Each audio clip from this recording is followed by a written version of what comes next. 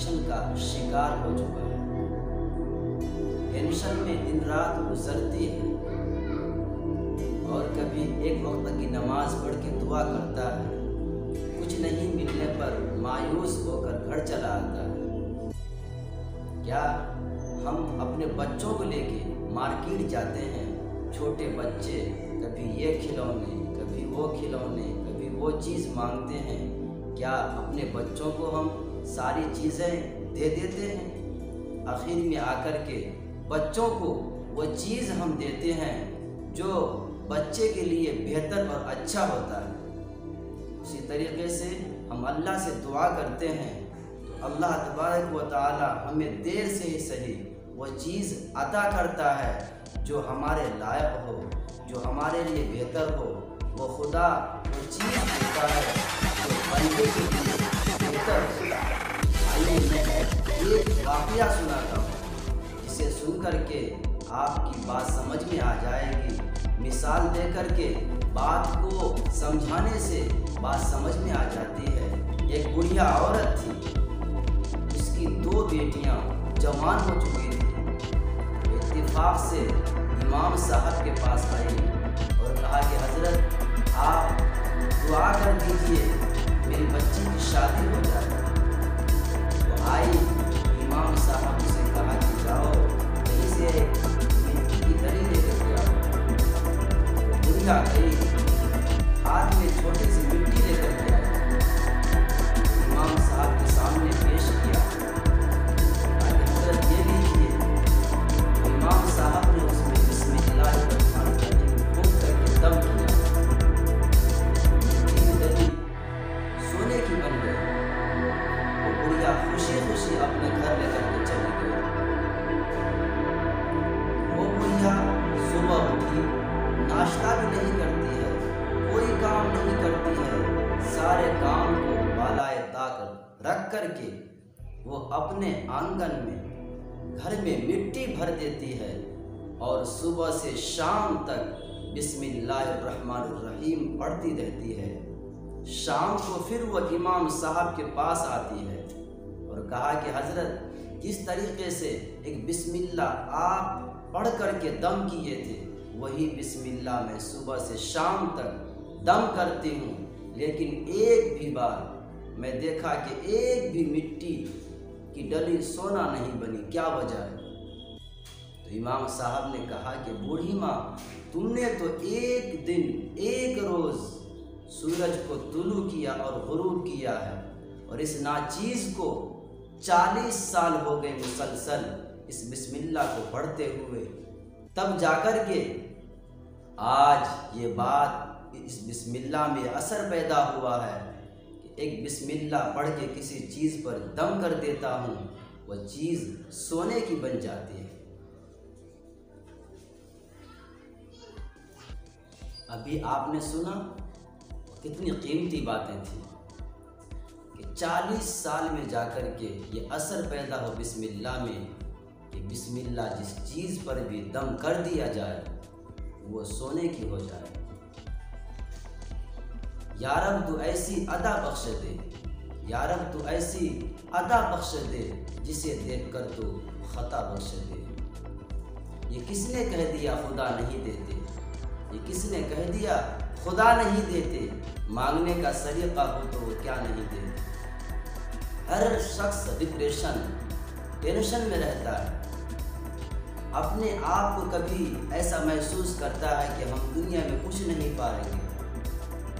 کبھی میں بھی چھوٹا تھا، دعا کیا کرتا تھا، اپنے استاد محترم سے میں کہا کرتا تھا حضرت ہم کب اچھے لکھ پائیں گے، ہمارا وہ وقت وہ کب آئے گا جبکہ ہم کسی محفل میں کہیں جا کر کے 2-4 کلام یا 2-3 باتیں بول پائیں گے۔ تو کہا کرتے تھے محنت کرو، اللہ سے دعا کرو، اللہ تو سب کو دینے والا ہے۔ گونگا ہو، بہرا ہو، چاہے وہ کسی دیش کا رہنے والا ہو، کسی ملک کا رہنے والا ہو، وہ اپنے اپنے زبان میں اللہ سے دعا مانگے، اللہ ضرور سنتا ہے اور وقت آنے پر اسے عطا کرتا ہے۔ تو ہم بھی دعا کیا کرتے تھے آج کے نوجوان دعا بھی نہیں کرتے، نہ حوصلہ رکھتے ہیں، دن بھر 3 گھنٹے فیس بک، واٹس ایپ، یوٹیوب میں گھسے رہتے ہیں۔ میں بھی دعا کیا کرتا تھا۔ نوجوان آپ سنیں، آپ کی زندگی میں تبدیلی آ جائے گی، آپ کے حوصلے پروان چڑھیں گے، آپ کے اندر دلیری اور بہادری کا جذبہ پیدا ہوگا۔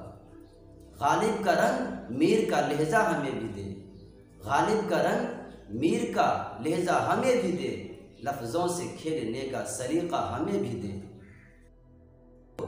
آپ نے دیکھا ہوگا کہ بڑے بڑے گنہگار توبہ کیے اور اللہ کے سامنے میں اتنا جھکا کہ اللہ کے ولی بن گیا۔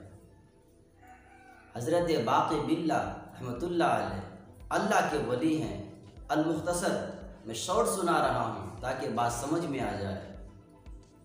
خانقاہ میں اپنے مریدوں کے ساتھ بیٹھے ہوئے تھے، رات کا سناٹا ہے، کافی رات گزر گئی ہے، بستی میں کسی کے یہاں شادی تھی، مہمان کھا کر چلے گئے، آخر میں یاد آیا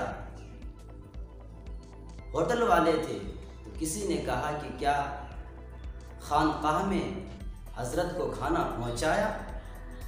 سب نے کہا کہ جی ہم تو بھول گئے تھے۔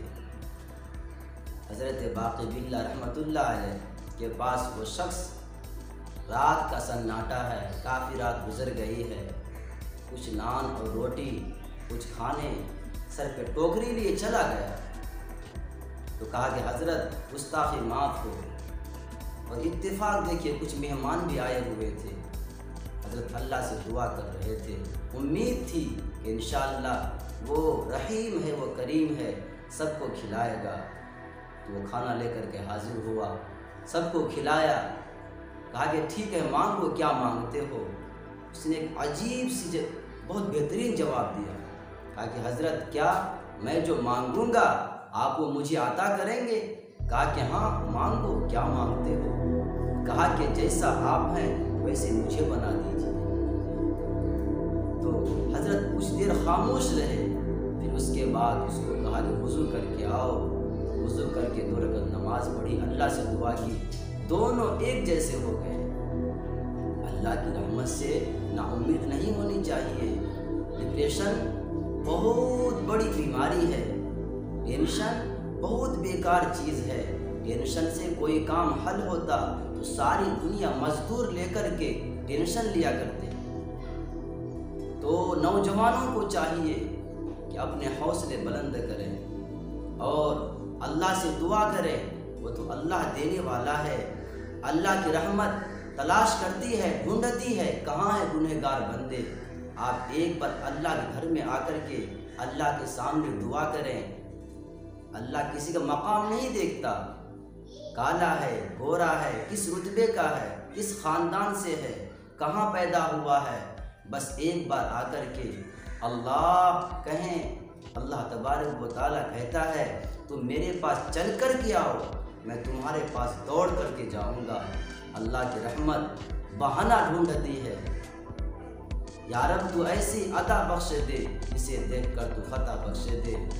الہی یا رب تو ایسی عطا بخش دے جسے دیکھ کر تو خطا بخش دے۔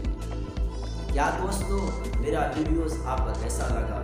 آج کی باتیں مجھے امید ہے کہ آپ کے ڈپریشن کو جو شکار ہیں، جو ٹینشن ہے، مجھے امید ہے کہ ہلکا ہو گیا ہوگا، خدا کی ذات پر آپ کی یقین پختہ ہو گیا ہوگا۔